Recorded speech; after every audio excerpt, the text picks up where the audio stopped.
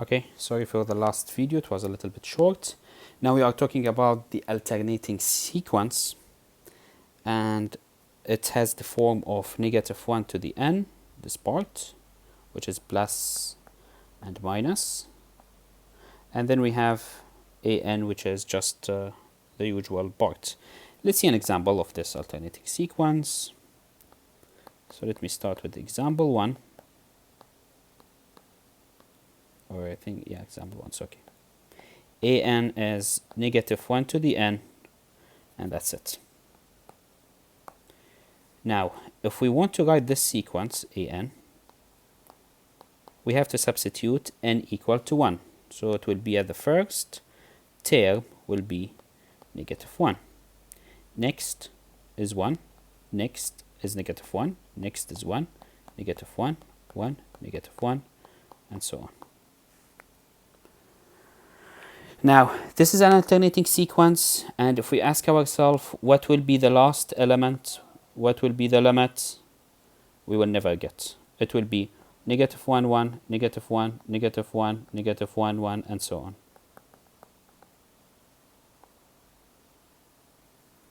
Okay?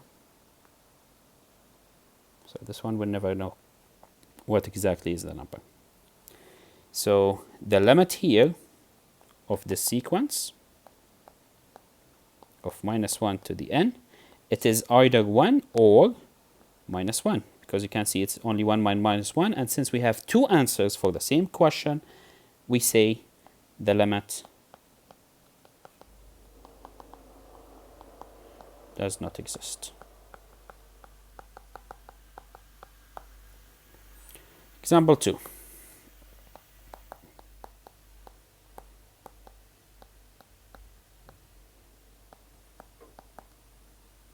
An is negative 1 to the n over n.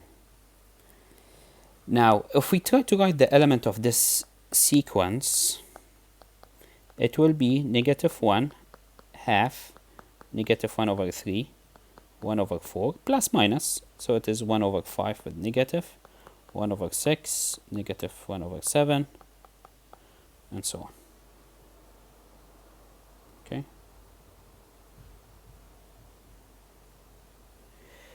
Now, let me just write it down again here. Negative 1 half negative 1 over 3, 1 over 4, negative 1 over 5, 1 over 6, and so on. This is the sequence.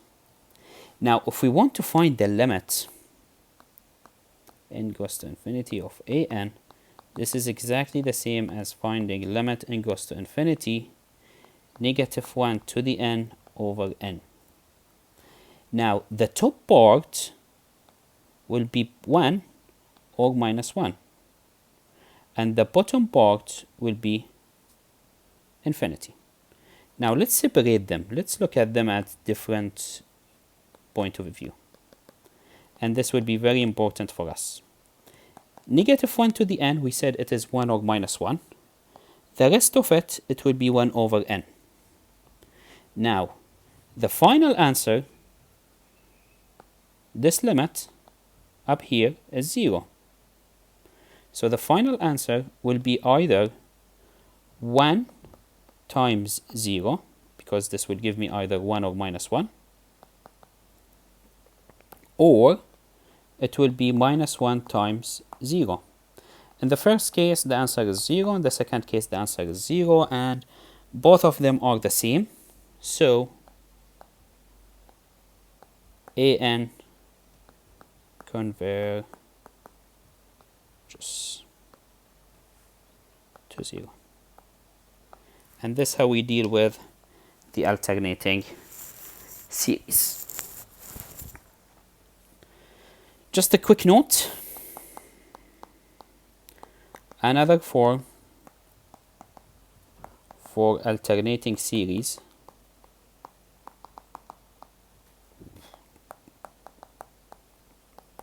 is sometimes you will see cosine by n, sometimes sine by n.